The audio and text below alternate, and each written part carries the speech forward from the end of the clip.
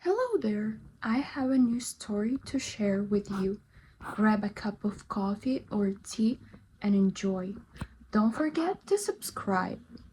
The house was supposed to be our beginning. That's what Gary told me the night he proposed.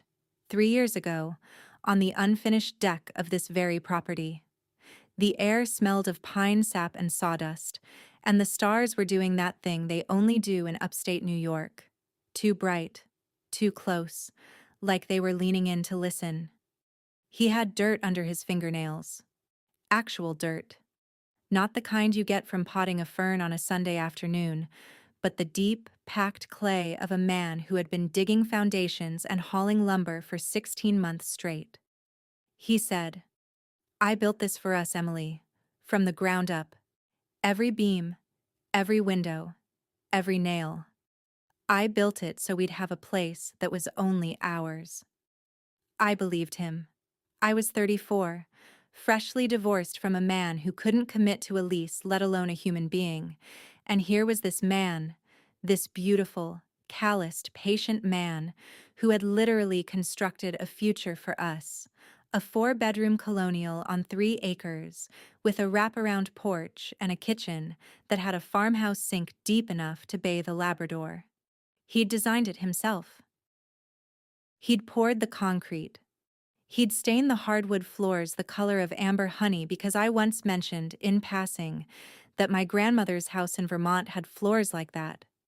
In passing. That's the part that still haunts me. How he remembered everything. Every stray observation, every childhood memory, every preference I didn't know I had. I thought it was love. I thought it was the kind of attentive, rare devotion that people write novels about. I didn't know it was inventory.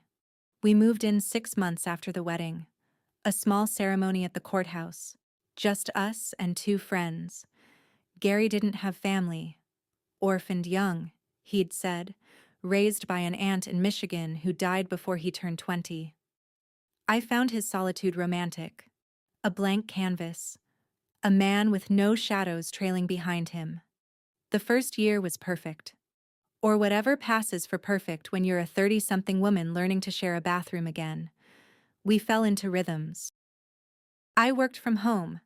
I'm a freelance editor, the kind who spends 12 hours in sweatpants arguing with a manuscript about comma placement, and he ran his construction business from a home office that smelled of blueprints and stale coffee. He'd come home at 6, always 6, never later, and we'd cook dinner together. He was a decent cook. Methodical. Everything measured, timed, precise. "You're so organized," I'd tease him. "Were you always like this?" "Had to be," he'd say, kissing my forehead. "Chaos doesn't build houses." I laughed. I always laughed. The basement was his territory. The unfinished half, I mean. The other half was finished. A decent rec room with a couch and a TV. A place for me to do yoga when I felt ambitious. But past the water heater, past the furnace, there was a door. Always locked. He said it was storage. Old tools. Hazardous materials. Things I didn't need to worry about. "The keys lost somewhere in my workshop," he'd say whenever I asked. "I'll find it eventually. It's just junk, Em. Seriously." And I let it go. Because that's what you do in a marriage, right? You let things go. You choose your battles. You don't pick at locked doors when the man behind them makes you coffee every morning and remembers how you take it. 2 sugars, oat milk, not too hot. I was an idiot. It was a Tuesday in late October when I found the second key. The real one. The house had been making noises. Old houses do that, especially when the wind picks up. But this was different. A kind of rhythmic tapping, like a fingernail against glass, coming from somewhere below the kitchen. I was alone. Gary was in Albany for a 3-day conference on sustainable building materials. The tapping wouldn't stop. It was driving me insane, that tiny, insistent sound, like the house was trying to tell me something. I went down to the basement with a flashlight. The sound seemed to come from behind the locked door. I pressed my ear against the wood. Cold, rough, painted the same institutional gray as the rest of the basement walls. And I heard it. Tap, tap, tap. It was probably a pipe, or a branch against the exterior window well. Rational explanations abounded. But standing there in the dark, my breath visible in the October chill that seeps into old stone foundations, I felt something shift. Not in the house. In me. A loosening. A giving way. I went to Gary's workshop. I told myself I was looking for duct tape or a wrench or something practical. But my hands knew what they were doing. They went through his drawers, the ones he said were full of receipts and old invoices, and they found it. A brass key, tied with a faded blue ribbon, tucked inside a tin box labeled HVAC 2019. The ribbon was the color of a robin's egg, the kind of blue women use for baby showers and wedding favors. It didn't look like something Gary would own. It looked like something that had been given to him. My hands didn't shake. That's what I remember. My hands were steady as I walked back to that door, as I fit the key into the lock, as I turned it. The click was loud. Too loud. Like a bone snapping. The door opened inward and the smell hit me first. Not mold. Not mildew. Not the damp earth smell of an old basement. Perfume.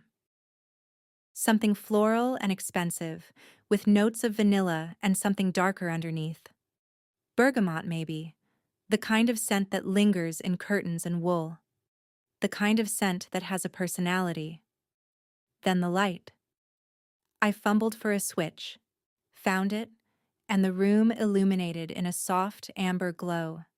Not overhead fluorescence, wall sconces, actual wall sconces with frosted glass shades, casting warm pools of light onto cream-colored walls. It was a bedroom, a beautiful bedroom, maybe 12 by 14 feet, but laid out with the precision of a boutique hotel suite. A queen bed with a tufted velvet headboard in deep emerald. A vanity with a trifold mirror, the kind you see in old movies. A wardrobe, mahogany, with brass handles that gleamed even in the dim light.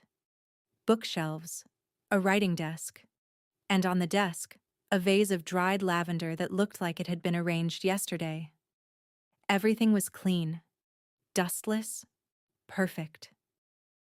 I stood in the doorway for what felt like an hour, my flashlight hanging useless at my side, my mind trying to assemble explanations like a child trying to force puzzle pieces that don't fit. Gary had a secret room.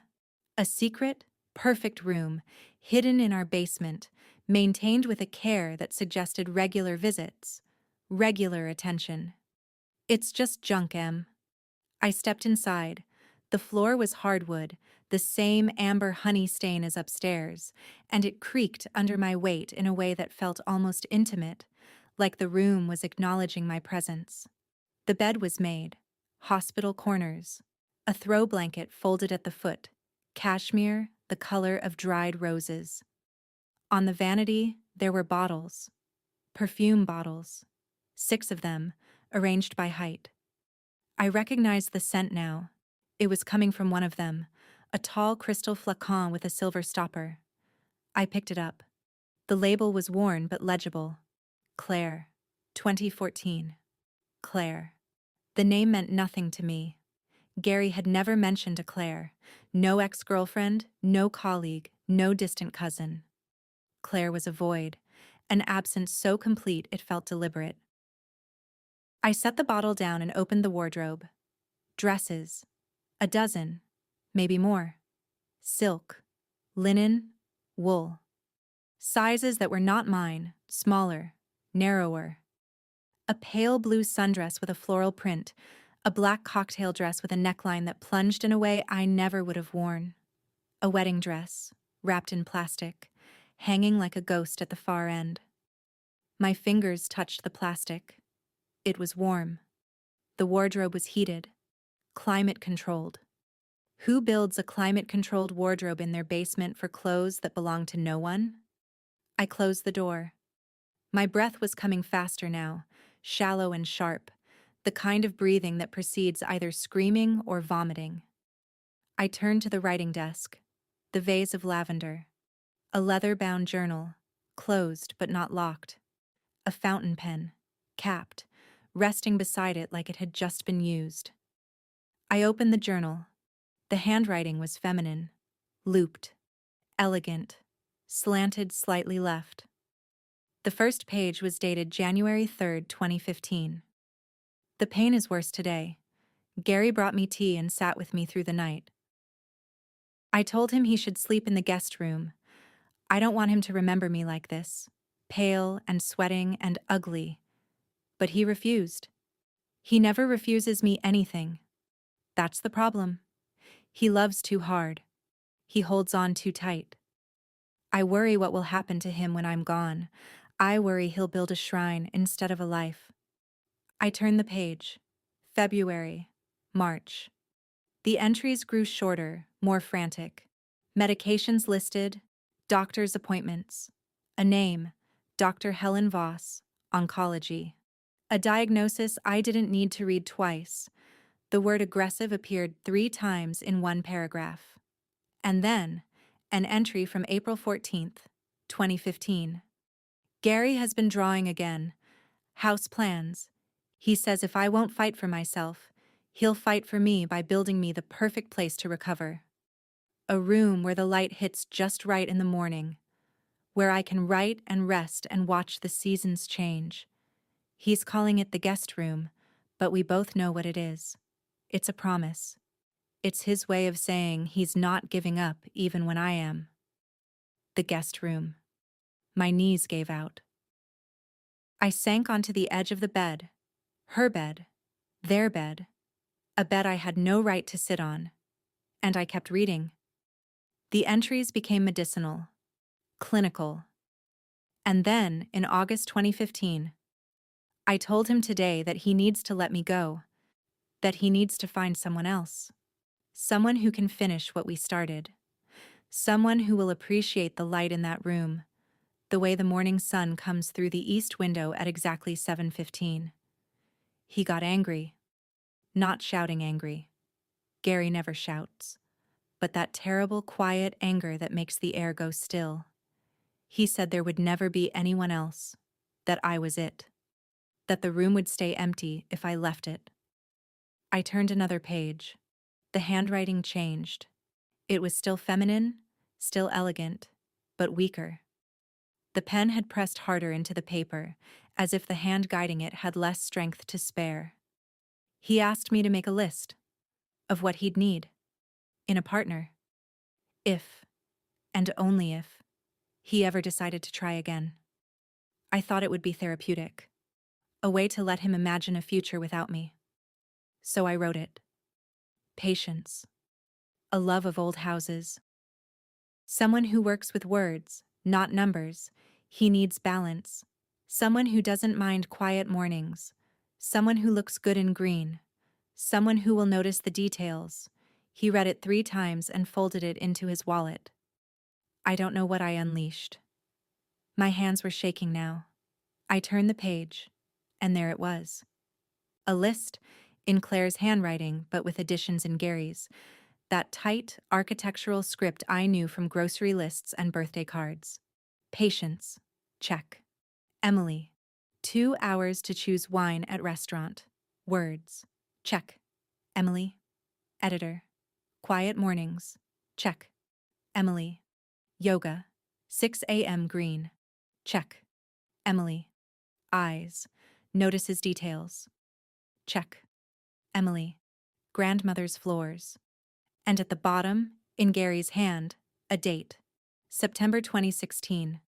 5 years before we met. I met Gary in September 2021, at a bookstore in Hudson. I was 31, newly single, killing time before a dentist appointment. He was browsing the architecture section. He asked me about the book in my hand, a collection of Mary Oliver poems. We talked for 2 hours. He bought me coffee. He remembered everything I said. 5 years. He had known about me, or known of me. Had he been watching? Following? The thought was absurd. I was nobody.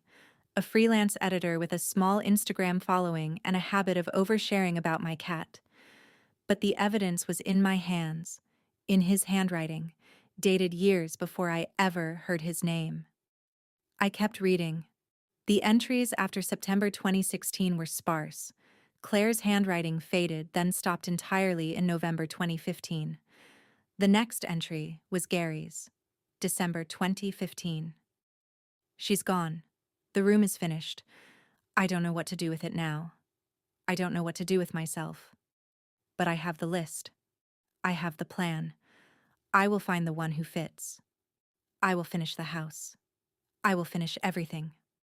The entries that followed were architectural, measurements, material lists, sketches of floor plans, but interspersed, like splinters in wood, were observations.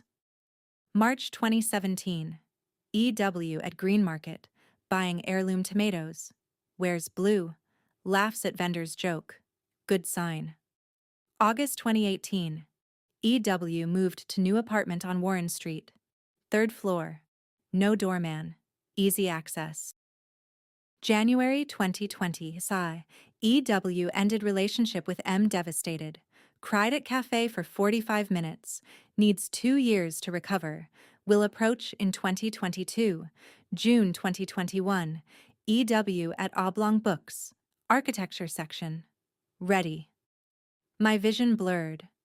I read the last entry 3 times before it made sense, before the words stopped sliding off the page like water. September 2021. Contact made. She doesn't recognize me. Perfect. The house is ready. The room is waiting. She will complete it. She will complete me. I dropped the journal. The sound it made hitting the hardwood was muffled, pathetic, like a bird flying into a window. I stood up. My legs were numb.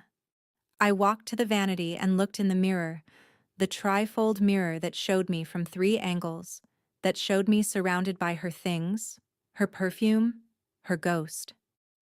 I didn't look like her. That was the first thing I checked. Claire had been dark-haired, fine-boned, fragile in a way that made you want to protect her. I was blonde, broad-shouldered, the kind of woman who carried her own groceries and fixed her own toilet. But my eyes were green. And I had worn a green scarf that day at the bookstore. I remembered because it was my favorite scarf, cashmere, a gift from my sister. Had he chosen me because of a scarf? I turned back to the room, really looked at it. The east window, small, high, letting in a shaft of October light that fell exactly on the writing desk. At 7:15 in the morning, it would illuminate the chair perfectly. A place for writing, for contemplation, for someone who worked with words. The bookshelves. They weren't random. They were curated. Poetry, nature writing, memoirs of illness and recovery, the exact genres I edited, the exact authors I loved, even the bed, the emerald headboard, green, my color. Not because he knew me, but because Claire had said someone who looks good in green. Every detail, every careful, loving, insane detail. It was all part of a blueprint for grief, a blueprint for completion. I wasn't his wife.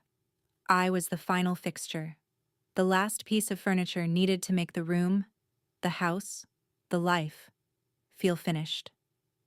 I walked out. I locked the door. I put the key back in the tin box in the workshop, and then I sat in the kitchen, at the farmhouse table he had built, and I waited.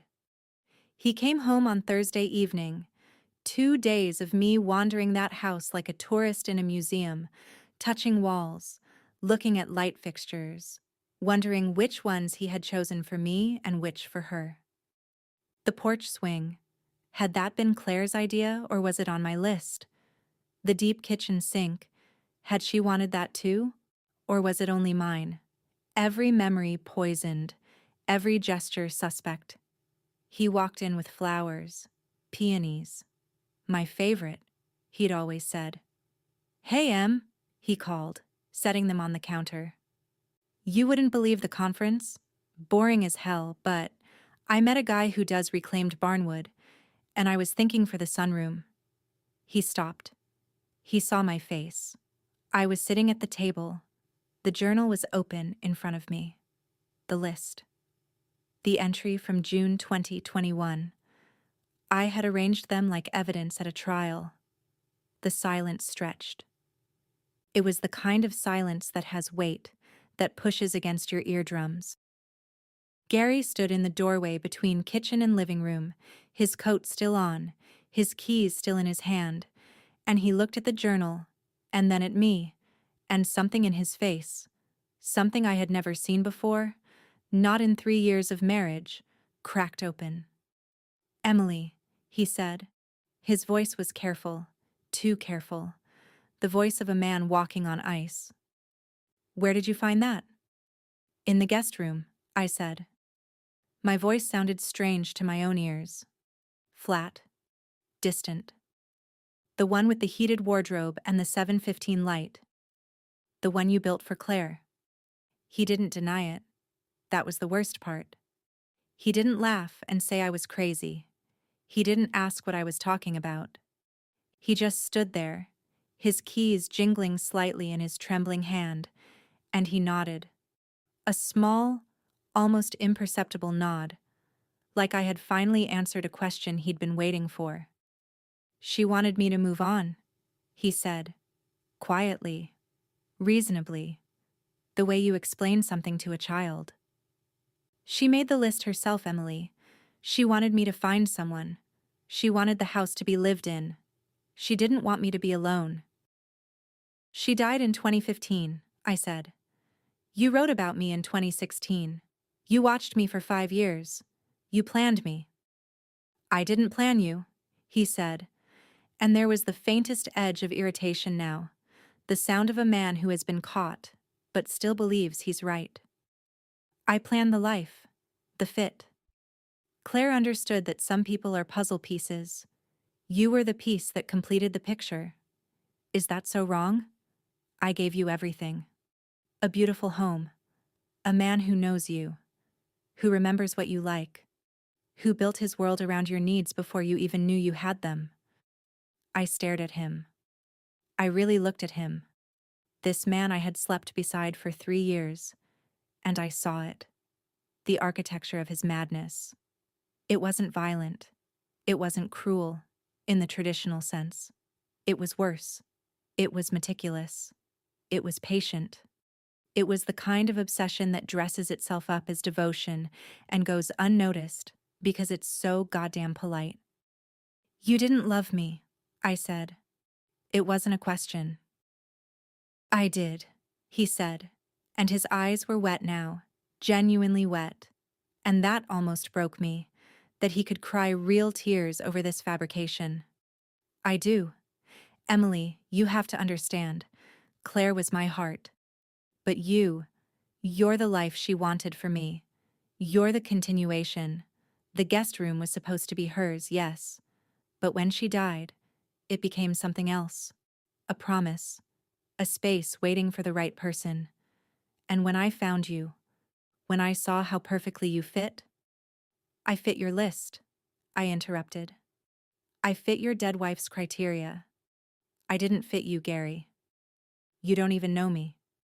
You know what I order at restaurants. You know my grandmother's floors. You know the color of my eyes. But you don't know what keeps me up at night. You don't know why I left my first husband. You don't know that I hate peonies because they rot so fast. I only said they were my favorite because you brought them on our second date and I didn't want to hurt your feelings. He blinked. The keys stopped jingling. What? 3 years, I said. 3 years of marriage and you never noticed I throw them out after 2 days. Because you see what you want to see. You see the list. You see the room. You see the completion of your project. He took a step toward me. I stood up. The chair scraped against the floor, loud and ugly. Don't, I said. Emily, please. We can work through this. We can. There's nothing to work through, I said. You built a shrine. You installed me in it. And I'm supposed to be grateful because the shrine has good lighting? That was the moment. The moment his face changed. The grief mask slipped, and underneath it was something harder, angrier. The face of a man who has been interrupted mid-ritual. You ungrateful, he started, and then caught himself.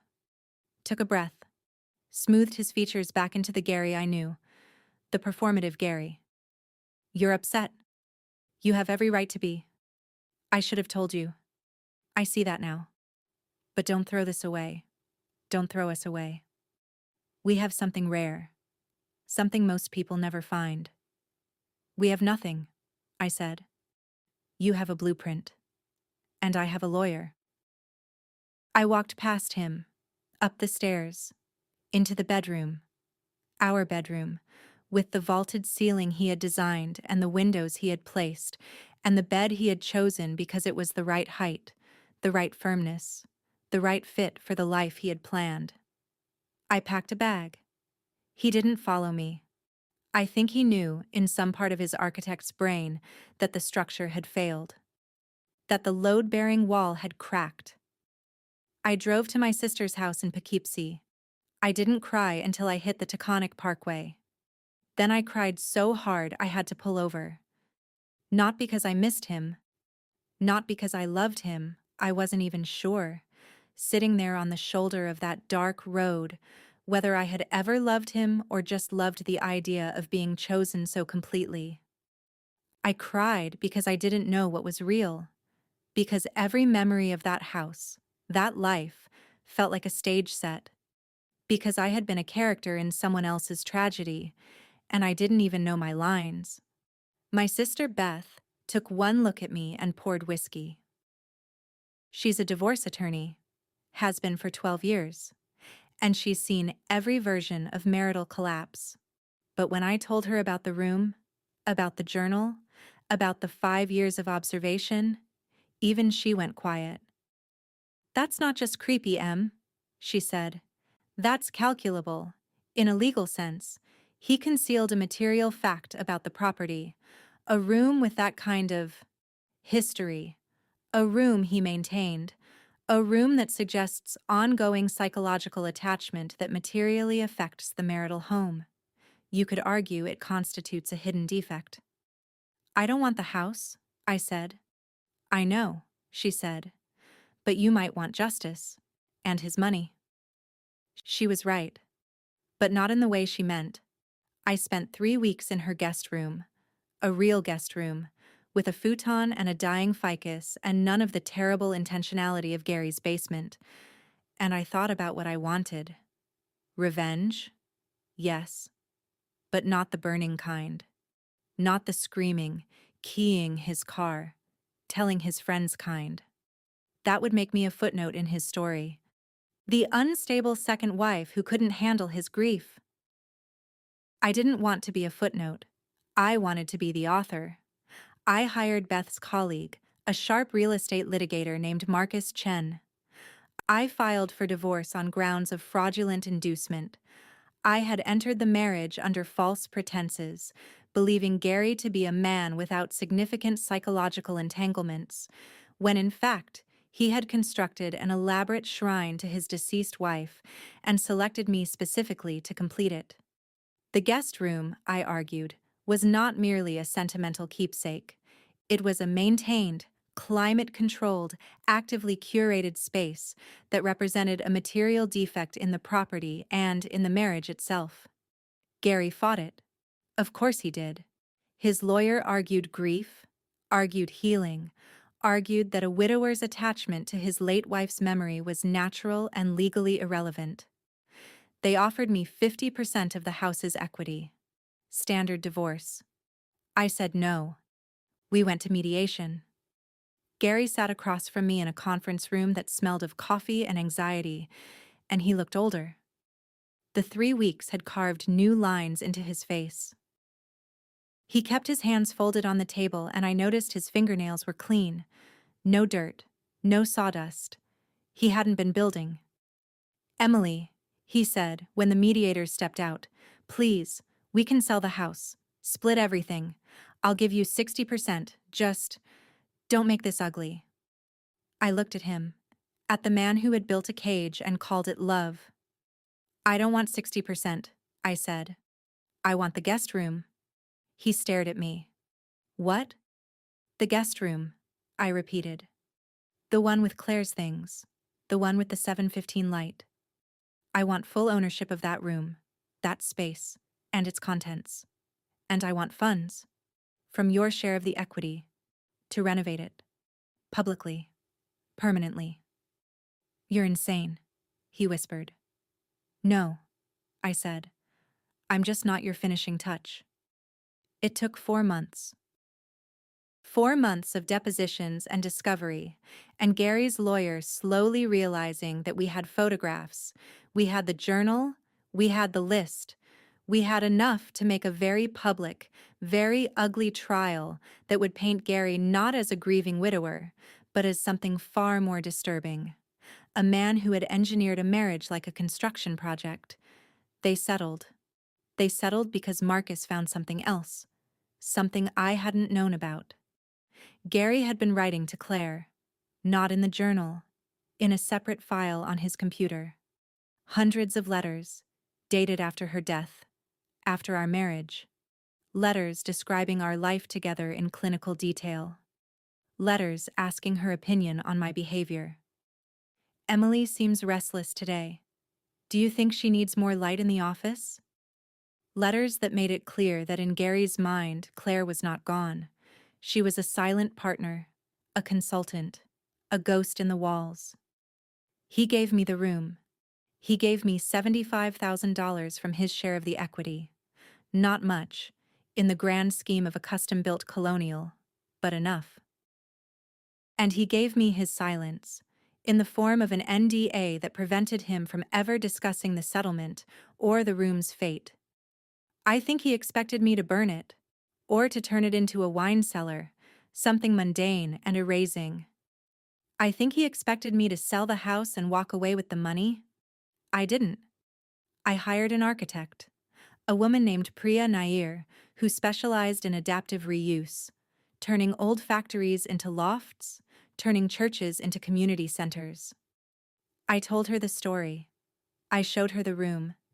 She walked through it in silence, touching the walls, the wardrobe, the bookshelves. Then she turned to me and said, "This room wants to be something else. It doesn't want to be hidden anymore." We designed the Claire Ashford Memorial Library. It was perfect. Priya understood exactly what I wanted.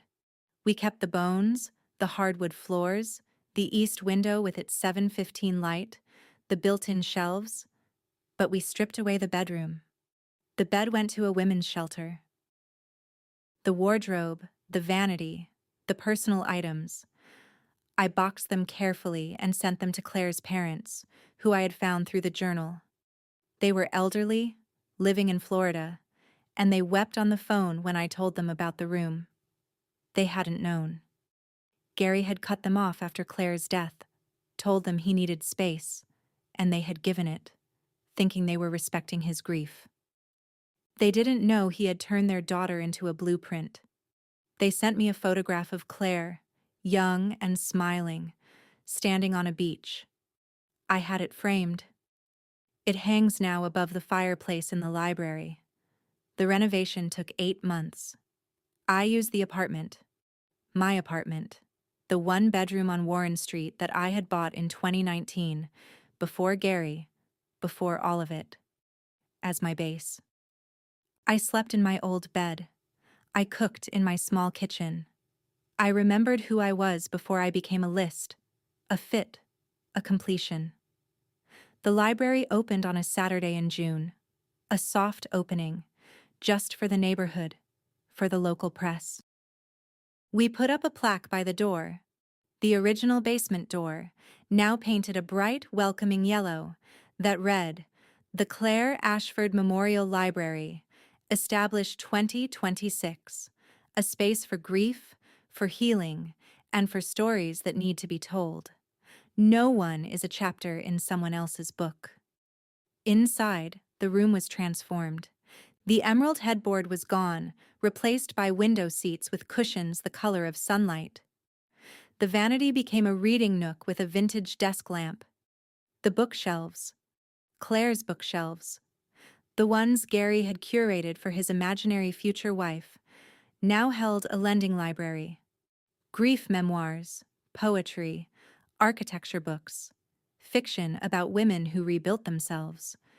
And on the writing desk, the one where Claire had written her final entries, we placed a community journal, a blank book with a pen chained to it, inviting visitors to write their own stories, their own lists, their own refusals to be finished. Gary didn't come. I hadn't invited him, and legally, he couldn't stop it.